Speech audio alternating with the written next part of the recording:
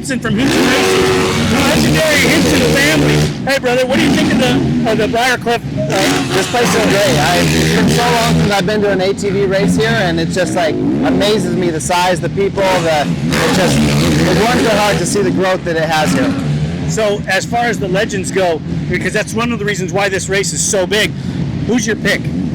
Who's your guy? I don't know if I can pick. I mean, I got so many guys that I've known over the past that it's so hard to know. Even this guy here. So it's really hard to say. You know, I mean, I think Doug's gonna go fast. I think he's not racing until the next something happens. Second moto. And then I think Dustin Wimmer and Shane Hitt, and I mean Doug Eichner, who was just here. I don't know, Travis Bayer. There's just so many. We caught up with Josh Merritt at the ATV-MX Round 9. This is incredible. Josh, you've been having an amazing year. You won a race. You're in the points hunt. How are you doing?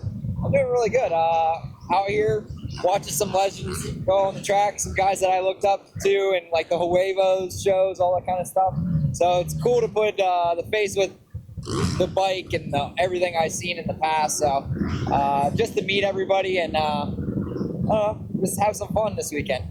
You're an elite XC Pro right now, and you're out here excited about these old legends that haven't raced, some of them in 20 years. Yeah, it's you grow up watching your favorite riders, and some of these guys were my favorite riders. Corey Ellis, looked up after him for a really long time. Dana Creech, I don't think he actually made it. Didn't make it. But I was really excited to meet him. I was a big fan from the Huevos films. But it's just things like that brings you here and makes you excited to just come to the race. So this is really fun. Timmy Farr just passed us. Oh yeah, look at that. See? Yeah. He actually lives not too far from me, so I've actually met him a few times. But to have him out here when he was, we were told he wasn't coming. Oh, seriously? Yeah. See, I didn't get to, I just listened to some of the podcasts about this weekend on the way here. I just saw a couple names that I really enjoyed, used to watch, and now it's time to go watch and put in some qualifying. And we ran into the legendary mechanic, Mark Notman, from the GNCC series. He's been Walker Fowler's mechanic for 7 titles, plus multiple number 2s on the podium for the year. Mark, how do you think the event's going so far? It's awesome. It's cool to come out and check this out. This is actually the first ATV-MX I've ever been to, so it's cool to see the pros today, the legends like Corey and Spader and Wimmer and all the guys, so it's cool. Well, you've been in the industry a long time, and you've got to do a lot of great things. Did you ever think you were going to get to see any of these guys on the track? No, I didn't. I mean, obviously grew up, watching these guys, seeing films and like the Huevos movies and reading on the magazine and, looking up to all these guys. So it's cool to see them all on the track again, and Corey asked me to come out and help him wrench today, so that's cool. Well, Corey takes pretty good care of you guys back east, doesn't he? Oh, for sure. I'm here with Binky from Binky's Forever ATC. How are you, sir? It's a pleasure to meet you, man. Doing good. Hey, so when you heard about the Legends race, what went through your mind? I just wanted to get involved. Excellent. So you brought some machines, I see, from different riders. That's Doug Gust's machine, obviously. Yes. But tell me a little bit about this three-wheeler here. This is a bike that I had. Jody built the bike, JB Racing, and then Mark did the suspension, and I had Tom Carlson build the engine. And that was an engine this was a replica of what Spader rode back in the day. Okay, back when he was a kid. Yeah. Oh, that's so cool. Yeah, but then this is the one that, when they got it all built, they sent it back to Tom to tune the engine. Hey, we're here with Team Rath. Can you believe this guy? He's not racing. Daryl Rath is one of the true legends in our sport with all the things that he's got to do, from TT to ice racing, motocross. I've seen him do everything. He's wanted everything. I'm not surprised he's not out on the track. Daryl, what's the reason? You know what? It's getting to a point in my life where I got to take a step back and focus on working with my customers, build new parts, build relationships. That's why we're here. That's awesome. That's a good reason. So on the Legends deal, it doesn't bother you that you're not out on the track? No, it doesn't. I mean, nothing against motocross. It's just been a long time since I've done it, but it's fantastic to be here. It's a super event. I mean, Shane and Timmy and all these guys are my friends. I mean, that we raced with for a decade at least, and it's just fun to see those guys having fun. You know, it's just it's whoever dreamed this up. You know, hats off to these guys because it's a fantastic event. We met people from Australia, Canada, you name it. People came a long ways to see this. It's phenomenal. It's a pretty incredible stuff to have people coming from around the globe to watch the legendary ATV racers ride motocross. What do you think of, you know, your dad's one of these legends, so having him not be on the track but be part of that group, how does that make you feel? I'm a little bummed. I tried to get him to go, but you know, I couldn't talk him into it. But like he said, you know, these are his friends, and I've heard about these guys forever. You know, I've maybe been around them a little bit when I was a couple feet shorter, and I didn't know who they were. But now I get to see him go around the track, like when he talks about. I wish I could see him out there with them, obviously, but it's even cool, like you said, just to be here. Well, didn't you guys have a couple years ago had a father-son podium on a TT track? Yeah, we've actually been able to do that a couple times. We were fortunate enough where my first win, he was on the podium with me. So, yeah. That's got to be super special, all in its own right. So being a TT specialist, do you think that any portion of being a TT specialist would hurt you out there at all? No, I don't think so. I think the biggest thing I have to is get more comfortable hitting the big stuff like that they have here. You know, that'd be the big drawback for me. So, I mean, as far as being in shape, I think I'm good there. It's just being back comfortable hitting big stuff. Right on, right on. Daryl, I want to thank you so much.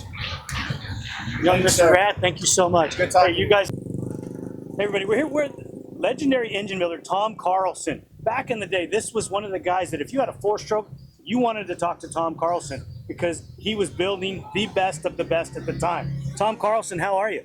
I'm doing good. Pleasure, man. Hey, we're here at Briarcliff with all the legends. What's going through your mind about all this?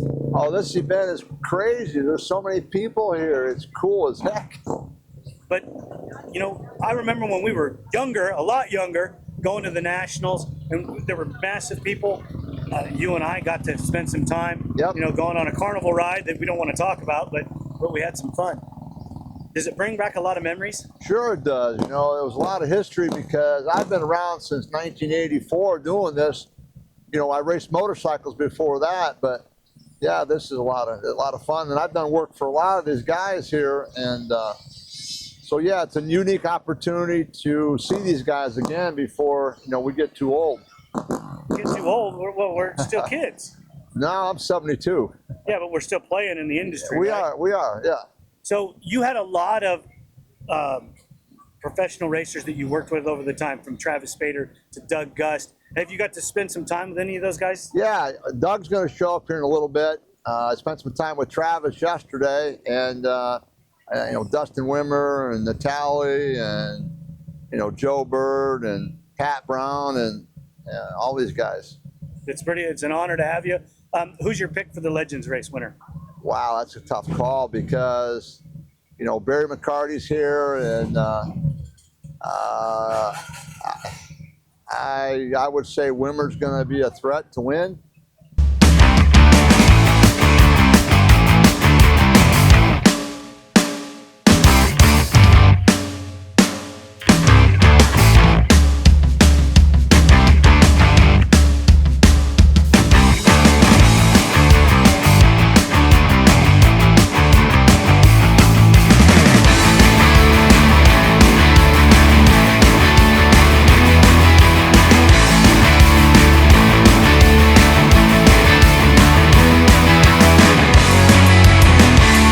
So what did you think of the course? I liked it. It's a little rough. Definitely gets some big holes out there, but what do you expect? You had a good time out there? I did. When you start talking about the Legends, how did you feel about lining up at the same deal with some of those guys? Oh, I loved it because I raced with all of them, almost all of them. Right. So it was just an honor to be able to do it again. Exactly. You never thought you saw that coming, did you? I never thought I'd be able to show the kids it. That was my biggest thing. I'm like, they've asked me to race this whole time since they've been 5 years old, and they're like, Dad, you got to race again. I'm like, all right. You looked really good in practice. Do you have any expectations? Is there anything on the track that you're not used to or weren't ready for? You know, it's tough going on a brand new bike. We had the same type of model in '09, but they've come a long way. So dealing with some new parts and stuff like that. So it's to me, it's just a fun weekend. If I can go out there and just turn some laps, and if hopefully somebody's back where I'm going to be racing at, and we can have some competition. What does your boy think of this? Getting to see Dad ride. Yeah, this is his first time seeing it, so he's taking it all in. It's like overload here. There's so many people, so many kids out riding. So hoping he gets to see it a little bit and enjoys it. Joe Bird, how are you, bud? Good, Lynn. How you doing? Welcome back to the MX ATV national Right. scene. Dude, how many years has it been? It's been 7 years since I rode a moto. Man, how did it feel out there in your first practice? Rusty. Rusty all over the place, But, we got fun. Good weekend, good times, a lot of good family and friends here, and camaraderie. Man, just good seeing all the guys, So, we had a pre-show talking about you're getting into shape and everything. Like, how did that work? You look great. Thank you. Long road. I got in the gym and worked out for, a couple months, got the weight off just so I could ride the thing. And a few weeks ago, I started riding a little bit. Oh, God. Man, I couldn't get my arm off the throttle. I'm pumped up like this, peeling my fingers off. I worked around. I can go 3 or 4 laps now, ain't like it used to be, but I got enough where I'm not going to get last. There you go. So what did you think of this facility? It's pretty nice. The track is a little bit short from what I thought it was going to be, and not a lot of passing. You kind of got to make your passes and stuff. So a good start is going to be key. So which it always is. I mean, it's easier to start in the front and work your way backwards than it is trying to go forward. So that's why I'm trying tomorrow, get a good start, make them pass me, which a lot of those guys will because they're way fast. So what are you feeling about tomorrow? I'm just hoping to get a decent start and not fall off the bike, to be honest with you. I don't give a shit about winning or losing. We're here to have fun. None of us is getting paid. None of us is making any money. So, just to try to get a decent start and get through the first corner and not fall off, So in practice, you and Dustin Wimmer were battling for the fastest lap. Right. What do you think? I mean, there's a difference in age, and neither one of you been on a bike realistically racing for a while. Dustin's just an amazing rider, though. He always has been. I mean, if you watch the guy ride from the first time I ever seen him, he never looked like he was going fast. He always looked like he was going slow, yet he would set the fastest lap time. I always thought he was cheating, but I guess it's real because even here, he just doesn't look like he's riding. He's an amazing rider. He's got tons of talent, super smooth. So I figured he was going to be fast here. Well, you're doing pretty good yourself. In the polls that we took before the event, you and Dustin are the 2 guys they picked to win this thing. Well, great. Well, I hope, I don't like the pressure, but hopefully we can make it a good race and one of us can take home this championship for the Legends.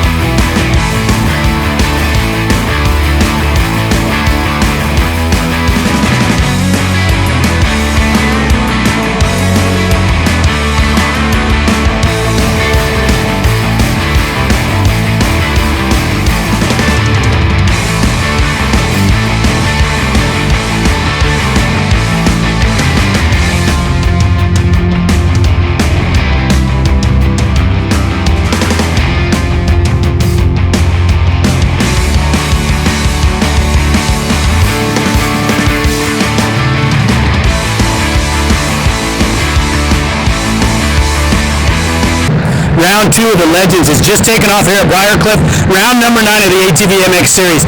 The Legends are out there. John Natale got the whole shot in Moto 1 and Moto 2. Wimmer is in second behind him, and he's putting on a good charge. This is lap number 1 as they come by, just completed. Here we go. It's going to be a great battle.